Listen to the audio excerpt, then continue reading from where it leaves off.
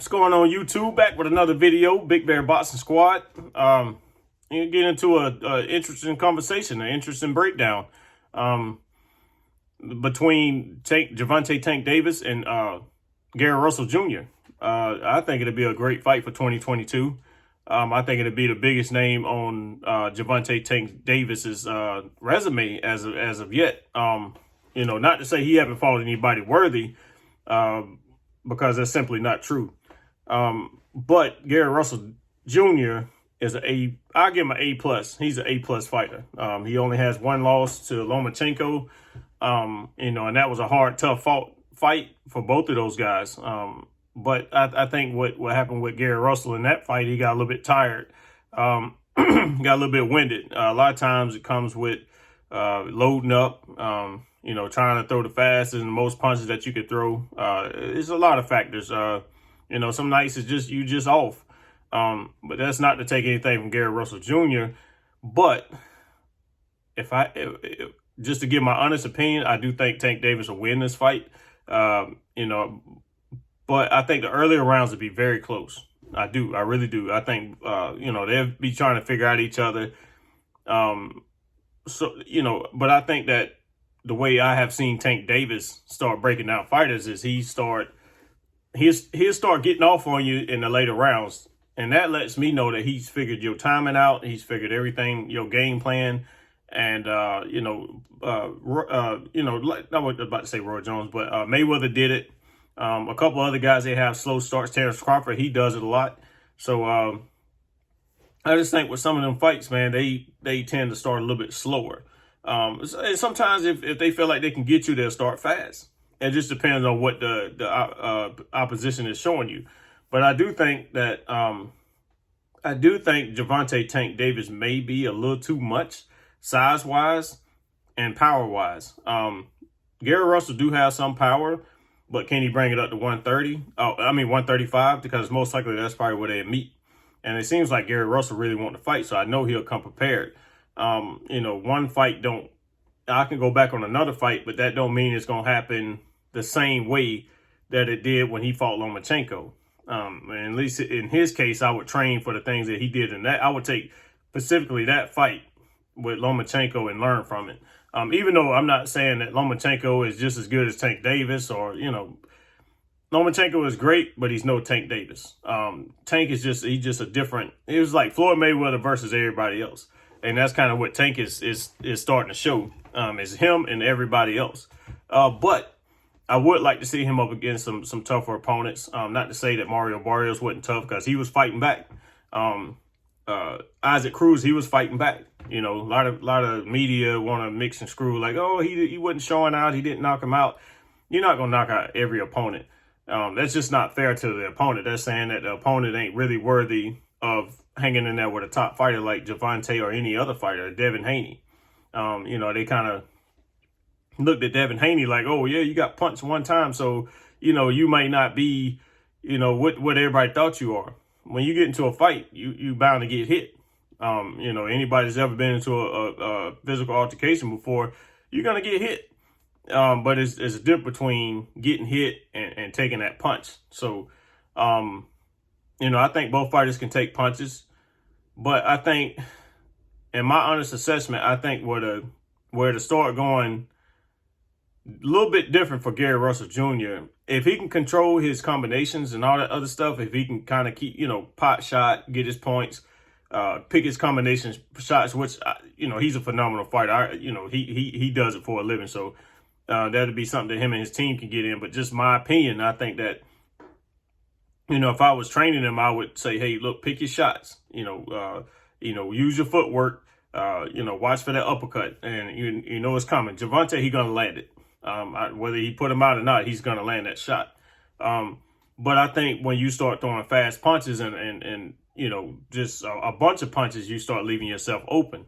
And I think that once Gervonta find that opening, if Gary Russell tends to throw a lot of combinations like he tends to do on his other opponents, even if he get up one or two shots on Tank can only hit you once and you could be out. So, I would obviously use a jab. I would concentrate on, when I pick my shots. If you get Gervonta up on the ropes, maybe you could throw some combinations then.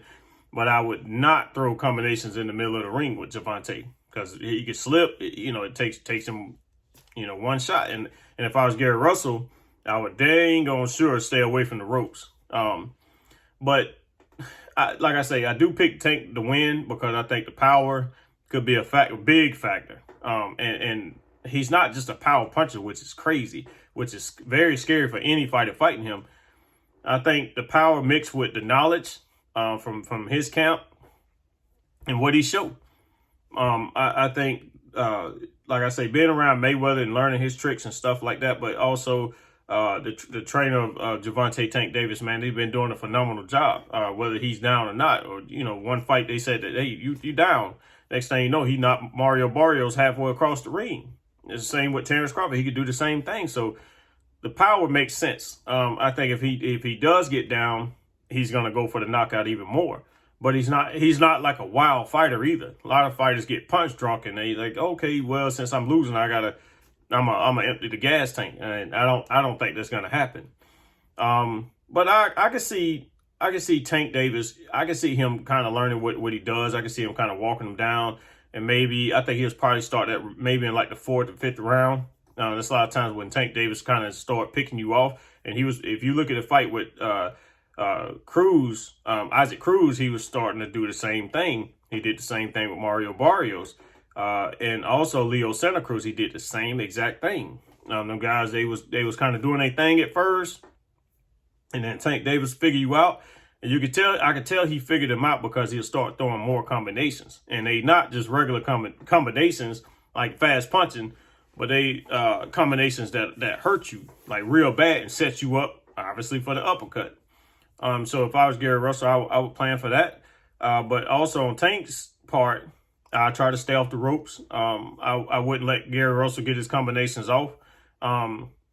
He kind of reminds me of a Amir Khan, a small Amir Khan. Like Amir Khan, he's very fast. He started off on Canelo very fast.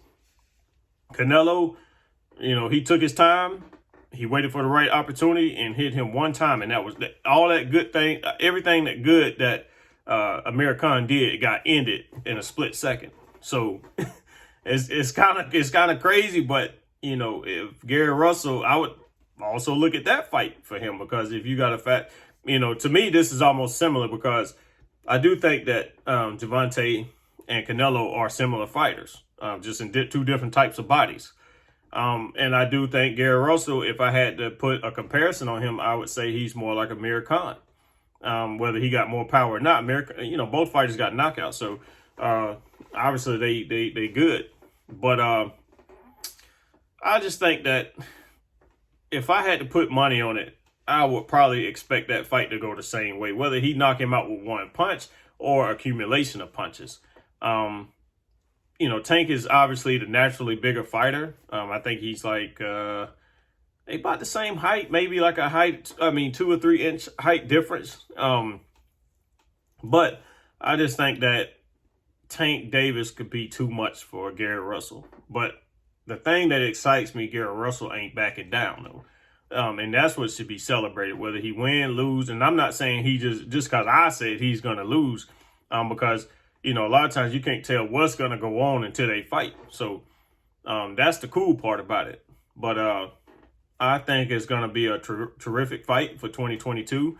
And I think that in my prediction, if Tank win, I think he can build off that. I think he can, take that test with an A+ fighter, and he can see what Devin Haney or Kambosos, whether he had the belts or not.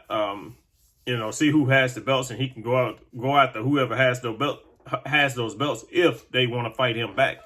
One thing I don't like about in the lightweight division is that the guys with the most belts, they tend to like, oh, I don't want to lose. I want to take this opponent, or fight Lomachenko. The Lomachenko fight with Kambosos, that fight just don't make sense right now. I think that Kambosos and Devin Haney need to fight because they got the majority of the belts. Well, they got all the belts.